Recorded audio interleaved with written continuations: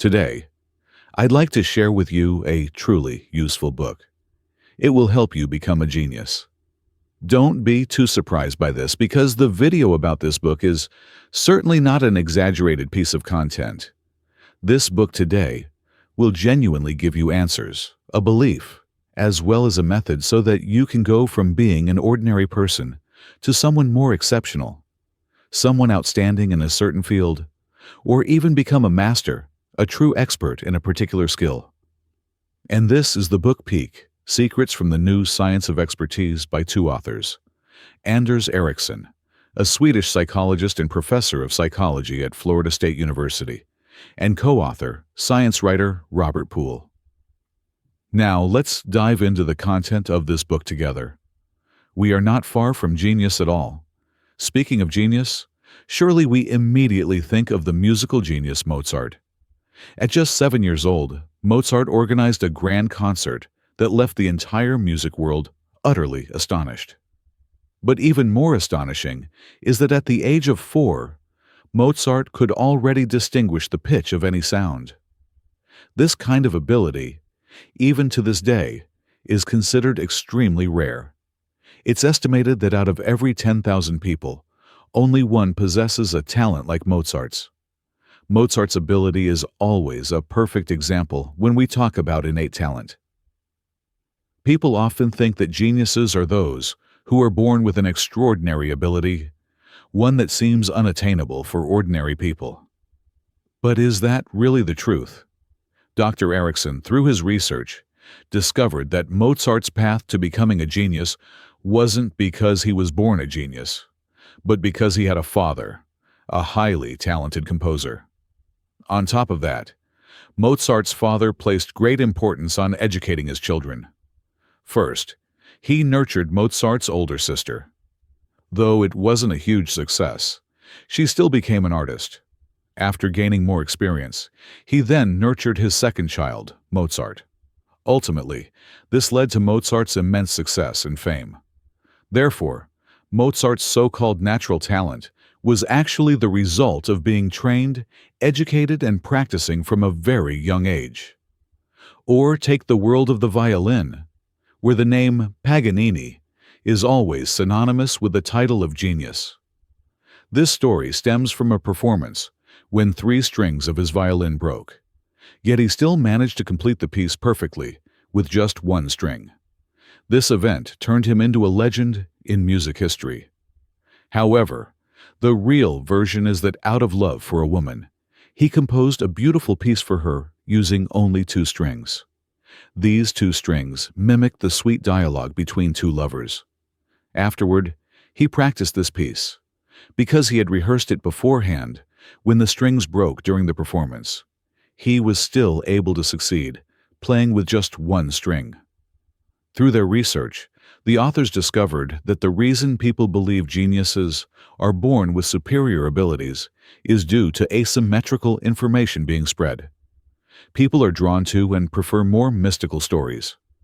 Meanwhile, propagandists, driven by various motives, only highlight the most shocking moments and skip over everyday details, leading us to think that geniuses are born better than others and succeed without much effort.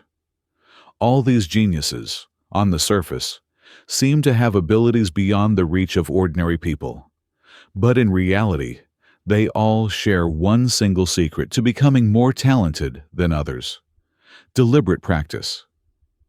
And what sets them apart from ordinary people?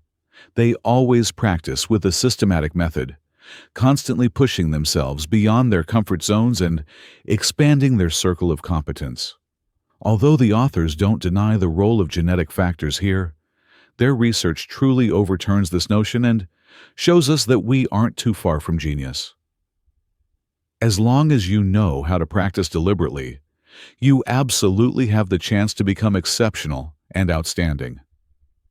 That's why the first thing is to have faith that, with the right practice method, we can certainly become talented, excellent, and far superior.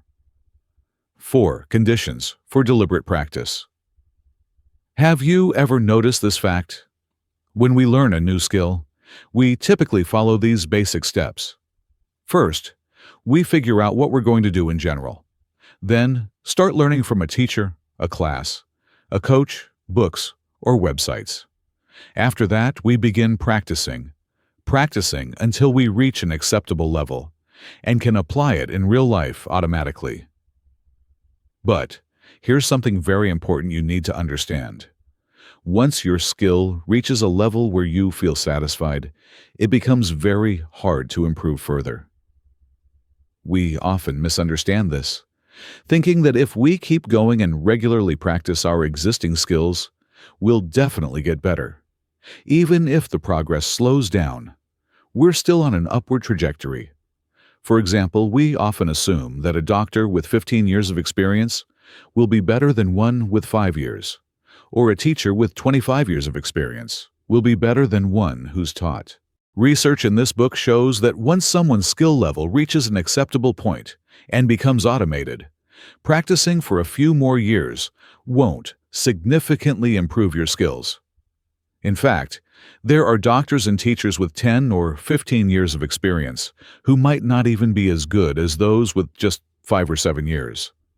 That's because if we don't intentionally work to improve, the abilities and automated skills we've previously practiced will gradually, slowly degrade.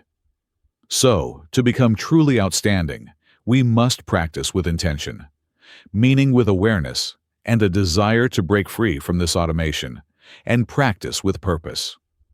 So, what does purposeful practice mean? Here, we need to grasp the 4 key characteristics of deliberate practice, having specific, clearly defined goals. As I mentioned in a previous video about the 7 habits of highly effective people, in anything we do, we need to start with the end goal in mind. Our deliberate practice here must follow the same principle. First, you need a big goal, a long-term one, and then practice in a way that small steps lead to big gains, taking small steps first to reach the long journey ahead. In other words, break your goals into smaller parts. In the book, the authors conducted an experiment on memory training. The participant was an ordinary person who initially could only remember about 8 numbers. Then, through practice where each session had a defined and broken down goal, he gradually improved his ability, remembering 9 numbers, then 10, and so on. Eventually, he achieved an unbelievable feat. He could recall 82 numbers. Breaking down goals is also the process that helps us self-assess, correct ourselves, and ultimately achieve breakthroughs of our own. Needing to focus, as I've said many times in previous videos, like the one about Steve Jobs' life secrets. First, live simply. Second, focus. Focus is the key factor in mindfulness, a life experience that makes you happier and more in control of your life. Absolute focus is also how you achieve the flow state, which leads to success and a better life. In this book, too, the authors emphasize that to succeed, you cannot avoid focusing entirely on one single thing in the present moment. Practicing a skill is the same. It's a must. If you want to improve, you have to be fully focused during each practice session. Needing feedback.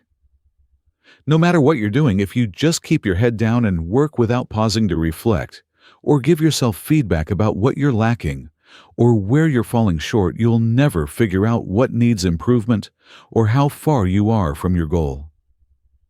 The best way to hone a skill is to find yourself a teacher or coach, because a teacher isn't just someone who instructs and guides you. They're, above all, someone who can provide you with the most objective feedback. That way, you can improve quickly. But if you don't have the means to have a teacher by your side, then you'll definitely need to find a way to give yourself feedback and make adjustments on your own. Stepping out of your comfort zone. This characteristic is truly the most fundamental truth for any kind of practice. If you don't have enough discipline to force yourself out of your comfort zone, you'll never make progress. Stepping out of your comfort zone means you have to try doing something you've never done before. At first, these things will make you feel uncomfortable, even scared or unwilling to face them. But once you overcome this obstacle, you'll hold the key to deliberate practice. And as long as you can sync with this rhythm, you'll surely achieve a real breakthrough afterward. Believe in yourself because the brain's capacity to adapt is limitless. Ordinary people, when practicing, might hit a plateau, a feeling that they can't develop any further. But for geniuses, it's not like that. You need to know that most of what we call a plateau is just a psychological barrier you've imagined. In reality, you haven't reached your limit. It's just that you lack enough motivation to push past it. Scientific research has found that the brain's adaptability far exceeds the perception of an average person. Here's a study that proves it. In London, England, there are some of the most complex road systems in the world. Because of this, the city has extremely strict requirements for its drivers. They have to pass the world's toughest test to get a driver's license. The test requires them to memorize and accurately recite all street names and key landmarks. And some exercises involve finding the shortest route from point A to point B. Scientists studied the brains of London drivers after they passed the test and found that the memory-related area of their brains had grown significantly compared to before the exam. Did you know? The scientific community once thought that an adult's brain was more or less fixed. But studies on taxi drivers and the visual cortex in blind people have overturned that belief. In truth, our brains have an infinite capacity to adapt. That's why world records keep getting broken. Beyond the brain, our bodies also have a remarkable ability to adapt.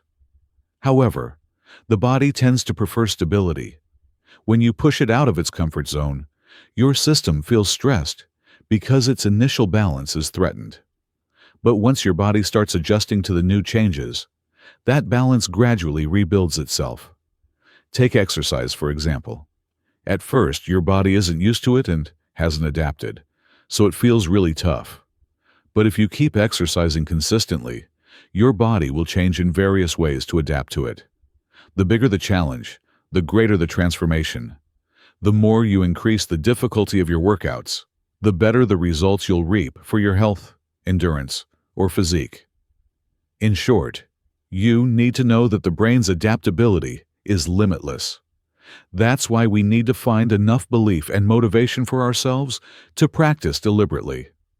With every step beyond your comfort zone, every challenge you overcome, and every victory over yourself, you'll get closer to excellence.